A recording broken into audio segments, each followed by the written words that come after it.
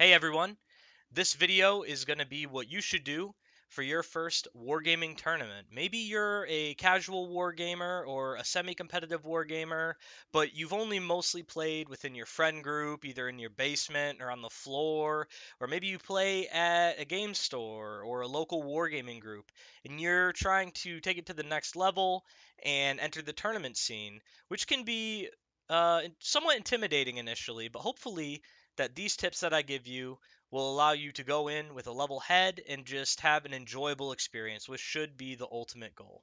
So, going into the first tip, something often overlooked but cannot be overstated, which is just getting a good night's rest. You're going to be on your feet and you're going to be thinking a lot over the next day or 2 days or maybe even 3 days, depending how long the tournament is. So, the first step to ensuring that you have a good time and your brain isn't hazy and you're making the best decisions that you possibly can and just having an enjoyable experience is making sure that you get a full, adequate night's rest. Always remember that you can party after you win. So the first step should be going in to the tournament, having a good time, and once you're done playing, go hang out with your friends, go to a casino, go to a bar, you know, just go have a great time. But make sure to get a good night's rest. You're going to have a much better time than not getting a good night's rest or being hungover and just generally dragging ass around the tournament. It's going to feel a lot worse than if you just got good sleep. Kind of feeding into the previous point, make sure that you're eating intermittently throughout the day and drinking water. Like I said, your body, you're going to be standing, you're going to be moving around quite a bit, usually for 9 or 10 hours, and you're going to be thinking nonstop, and it's going to take a lot more out of you than you probably think. So make sure that you're feeding your body and you're hydrating it. I really like to bring small, light snacks that kind of satiate me and hold me over, but nothing too heavy to where I kind of feel lethargic. So during your lunch break, it's always better to maybe kind of avoid the heavier fast food, even though it's convenient and quick. Maybe something, once again, that kind of fills you up, but it doesn't, feel too heavy. And just make sure that you're intermittently drinking water, staying hydrated. Your body needs it and is going to thank you for giving it to it. This should be self explanatory, but ensure that you have everything that you need before you walk out the door to go to the tournament. This includes your rule book in case you need to clarify any kind of rules, as well as your army book. So in Warhammer 40K, make sure you have your codex, any supplements that you need. In Bolt Action, make sure that you have your nation's army book. Make sure you have your dice, make sure you have a ruler, and I would highly recommend printing out multiple physical copies of your list. So if you are going to a 3 round tournament, make sure that you print out 4 lists, one for yourself, one for each opponent that you can give them, and they can do whatever they want with it. They can wipe their ass with it, they can throw it away, or hopefully what they'll do is they'll look at it, they have a good understanding of what you're bringing. You've established that transparency with them, and if they have any questions, they can refer to that rather than ask you directly. Make sure that you bring a pen and a notebook, and I will elaborate on that in a little bit later in the video as to why you should do that. Make sure to bring some super glue or your model glue or whatever you prefer, just in case you're going to be moving models around a lot and you may drop them or accidentally break off an antenna or a head. And just having that glue, you can just quickly do a little repair job and then, fix it fully when you get home if need be.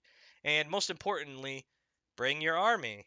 Make sure that you have every respective model for every unit. If you bring a unit or a squad with 7 guys, just make sure that you have 7 guys and just do a check of all these things, usually the night before, maybe before you go to bed, and then right before you walk out the door.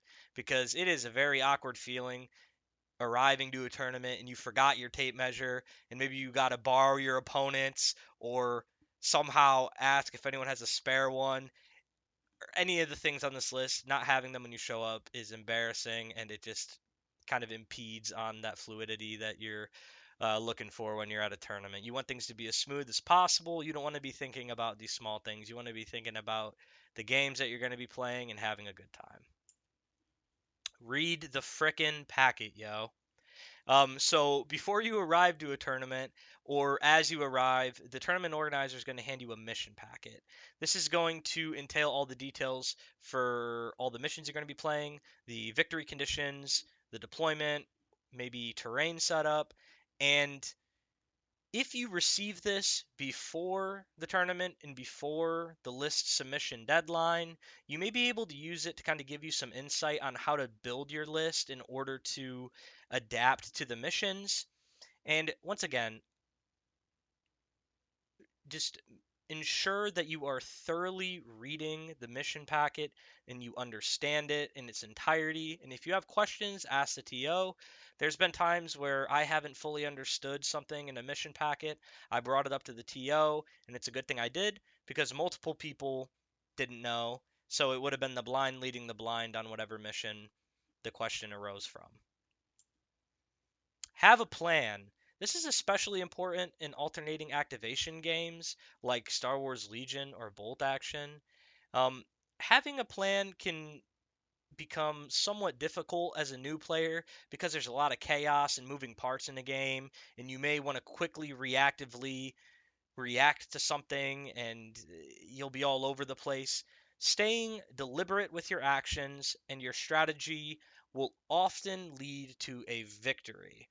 Keep in mind you have to be somewhat flexible because things may or may not go your way depending on dice or your opponent's decision making, but generally, if you stick to your plan, you should be okay. And like I mentioned earlier, with that aforementioned notebook and pen, write down your plan prior to the match. That way, during the game, when you're going through all that chaos and rolling dice, you can look back on a physical medium of it and kind of stay on track.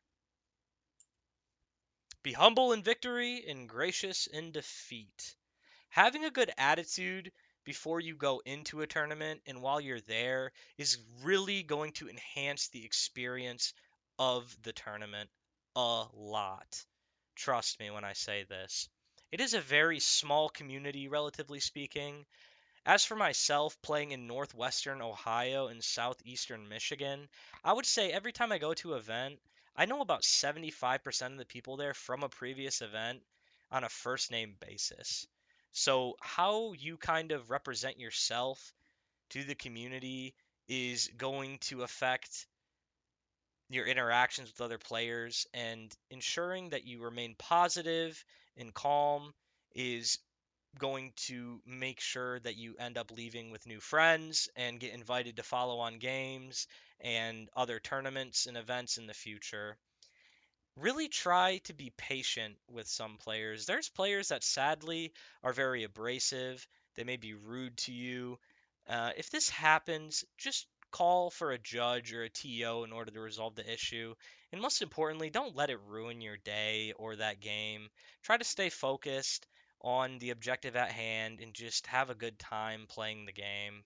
And the best thing, as I said, is just making new friends in this hobby. There's so many people that I would have never met, and furthermore, never had any similarities with and become friends with if it wasn't for this hobby. And now I have quite a few friends that are really close and frequently a part of my life that I've met at these tournaments, and I'm very grateful for that. And it is by far the greatest aspect of the hobby and wargaming in general. As a new player going into a tournament, there's nothing wrong with having ambition and wanting to win, but keep in mind you are a new player, and a majority of the players that are going to be at the tournament may likely have some sort of tournament experience. So don't necessarily bank all your hopes and ambitions on winning it all. Really take this as a learning experience. Try to pick your opponent's brain and receive feedback after the match.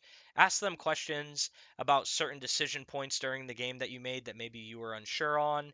Ask them about what you did particularly well, maybe what you didn't do well, and just really heed that advice and let it kind of guide you as a player, and you will find that you will become a lot better. And the most important rule, the golden rule, the reason why we went to the tournament: have fun. If everybody, especially you, go to a tournament and have fun, then you are a winner. Even if you got last place and you lost every game and got a wooden spoon 2 consecutive days in a row, like I did at my first tournament, I had fun, so I actually won the tournament in spirit. So that counts for something. So once again, um, I hope that these tips help you and encourage you to be a part of your local tournament scene. And stay tuned for more videos in the future. Thank you guys for watching. If you have any questions or concerns, please leave them in the comments, and I will see you guys in the next video.